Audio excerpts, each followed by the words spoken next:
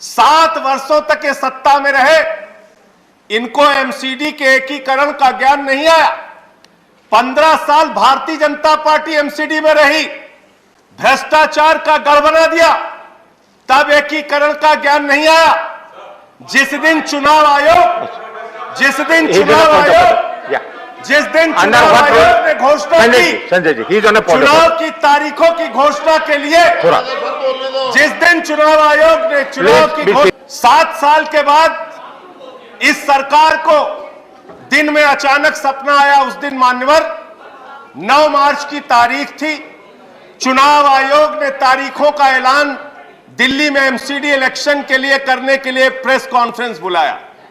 उसी के ठीक पहले इनको सपने में आया कि एमसीडी का एकीकरण करना है, एमसीडी को एक करना है, और इन्होंने चिट्ठी भेज के चुनाव आयोग जैसी संस्था की निष्पक्षता को खत्म करने का काम किया है।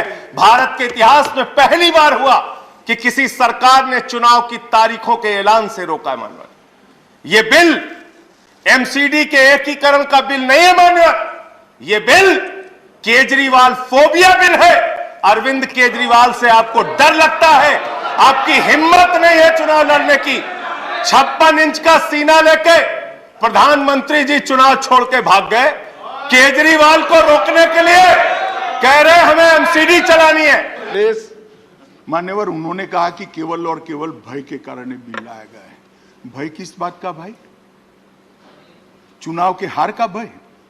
हम तो लोकतंत्र में मानते हैं हार कभी भी किसी की भी हो सकती है, हमारी भी हो सकती है, आपकी भी हो सकती है। किसी जनता जो तय करेगी वो जीतेगा, नहीं करेगी वो नहीं करेगा।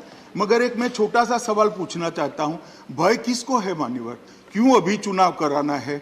6 महीने बाद करोगे तो हार जाओगे क्या? भय किसको है?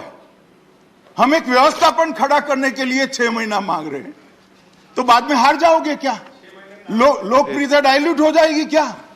उन्होंने कहा कि फोबिया हो गया है। अरे भाई, फोबिया कैसे होगा? किसको होगा? आप हमारी डिपॉजिट जमानत का आधा डेटा लेकर आए, मैं दे देता हूं। बहुत इससे भी ज्यादा गई है हमारी जमानत, कोई नई बात नहीं है। मगर एक म्युनिसिपैलिटी जीतकर हम ऐसा नहीं कहते थे कांग्रेस को हमारा फोबिया हो गया है, ऐसा अहंकार हम नहीं पालते थे।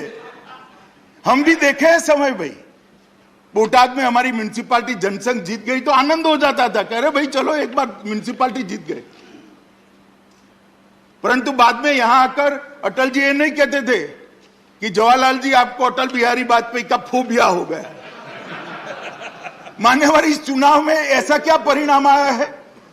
क्या परिणाम ऐसा आया जिससे हम डरे? मैं बताता हूं।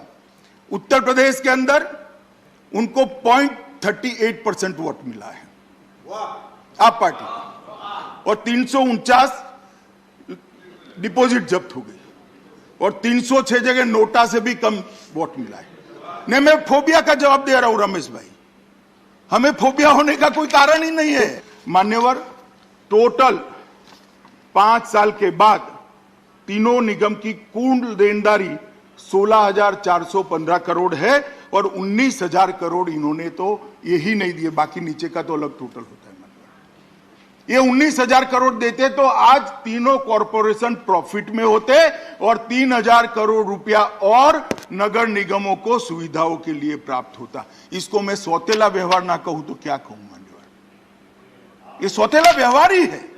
वो इसलिए किया जाता है कि नगर निगम का चुनाव आ रहा है, जनता त्राहिमाम हो जाए और आप पार्टी को वोट दे। संजय भाई, ऐसे स्वप्न कभी पूरे नहीं होंगे। जनता सब जानती है, जब ये एकीकरण हो जाए, डिलिमिटेशन हो जाए, आ जाइएगा चुनाव के मैदान में, कर लगेंगे 2-2 हाथ। कोई नहीं डरता जी, कोई फोबिया नहीं, जरा भी नहीं डरते।